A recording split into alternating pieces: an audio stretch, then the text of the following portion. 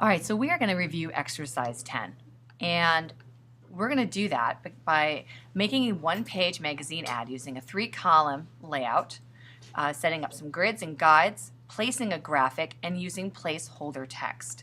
So let's open up InDesign. What I would suggest doing before you start is looking up 3-column magazine design. Oh boy. Layout. Okay. And then you can see some examples, and I also included some examples in the PDF of what it should look like, all right, and how to place the text. So you can pick one of these. I particularly like this one. So I'm going to grab this one, and I'm going to copy, one of those pages, right? So you can use one of these, or you can use this chart here. I gave you this chart here to set up any one of your files. Okay, this should not take long. It's just basically about getting images in there, getting placeholder text in there, and formatting a little bit of text. I'm going to go to InDesign, File, New Document, one page, print is our intent, 8.5 by 11 is perfect, 3 columns. Nope, not 5, 3. Margins, perfect at half. The bleed, I'm going to make 0.25, hit tab. So that goes all the way across so that if I want to have an image bleed off and it goes to print, it will have a white line around it when it's cut. So hit OK. That's okay. All right. Now I'm going to File, Save As. I'm going to save this as my last name _ EX10. And I'm going to save it in a folder, because you will be turning in, you'll be keeping the folders for your references, and you'll be turning in a PDF. But the one thing about InDesign that we talked about the other day is everything, all your assets need to be saved in that folder. So let's hit Create and Save. And then let's take the one photograph that we're going to reference and put it in there too, just so we can keep it. And I'm going to put it over here. File, Place, Command D. Grab that example and just put it right there. Hold down the Shift, make that a little bigger. Grab the content, the frame bigger, you'll notice, but you see the little orange line around this, it did not get bigger. So we grab our content donut and we can use fill frame proportionally. Okay, perfect. So what I'm going to do is focus just on this one side. And I'm going to start by laying out my text. And if you want, you could even take lines and draw them so you can see the columns. There's one column there, right? And then that column, and then that column. All right, so you can see 1, 2, 3 columns. And it goes down maybe about 1/4 of the page before we have text. So I'm going to start here. And I'm going to type in Walter is the best dog ever. I know it's strange. You probably never heard of him. But we're going to do this. And then I'm going to format it. Now, I want to use this kind of formatting. So I'm going to grab the top text, go in, probably use Helvetica because I know that that has a light. I'm going to make it... I do not need to make that all caps. Make it a little smaller because ever is what I want to emphasize. So formatting text and working with text is very similar to what we've been doing in Illustrator. Now I think there's a little bit too much room between these lines, so let's go into the leading and change that. Perfect.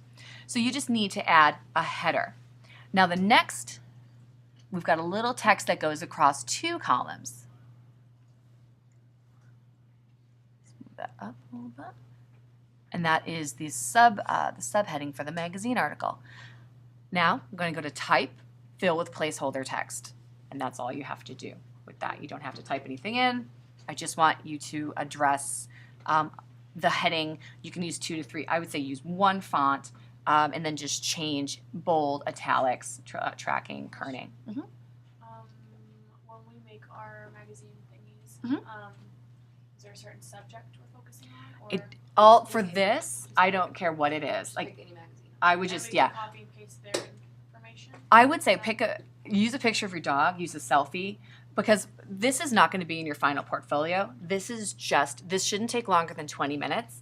And my goal with this, my objective, is that you understand how to place text, how to place an image, and how to set up your folder. So I'm not so content driven, but good question. Yeah. Because you grabbed that text right there from that thingy, or? No, this is all placeholder text. It just fills it in. Placeholder text is a bunch of nonsense words, right, that mimic what would be, say, an article. And I just want to see how text is going to look in that picture. And I picked, like, I'm just doing this one page, so I don't even have any images.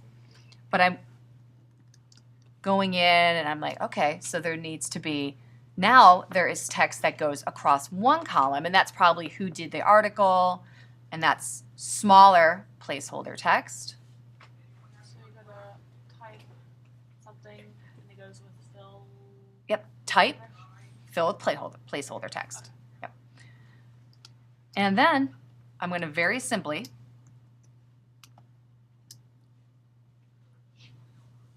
do one, change this to 12 is fine.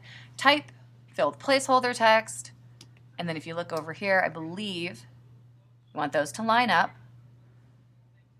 Fill with placeholder text, and then also make sure that one lines up. That's a little long. Okay. Type, fill with placeholder text. Now, you can bring a guide down to make sure that all of those 3 are lined up, and it says it is. And that is a quick representation of that. So you are going to be using just the placeholder text to show me that you understand the 3-column setup. And then you can also go in, select that text, and change the size, the tracking, the font. One more thing I want to show you. But we have to have a picture. You can have a picture. You don't necessarily have to. I'm going to add a page. And I'm going to go up here, grab this Chernobyl. Hold on one second. And then go back over to grab an image. Where does that image need to go immediately? In the folder. In that folder. Exactly. So stick that in exercise 10. If you want to add an image, you're going to probably be doing text wrap. So let me show you what that looks like. So I'm going to say add, and I'm not using the Chernobyl example anymore. I'm just doing this as a demo. You draw the graphic frame that your image will go in. So have it selected so you see the X. Command D, go find that image, and then choose how you would want it placed. I say stick with these first 2 because it maintains the proportion. And then if it was a magazine article, let's say, in this case, I'm going to have the text go across all of that. So type, fill with placeholder text. Now, this isn't great. Hard to read, and it covers up the image. With the image selected, go to Window, Text Wrap, and select the second option, wrap around the bounding box. I like to also give it a little bit of cushion and breathing because that makes it much easier to read. So I do want you to use an image because I do want you to text wrap. Okay. One more thing is if I make, let me just move this off for a second. If you make, let's say you make a rectangle tool and you make a box, and then you want to put type in that box. You see, if the cursor outside of it is square, which will allow me to just click and start typing. If I click in here, it's going to be inside the box. Now, that looks terrible because there's no cushion around, it's very hard to read. So let's make that bigger. Still kind of hard to read. Where you need to go to make this look good is into Object, Text Frame Options. Command B is going to be a friend.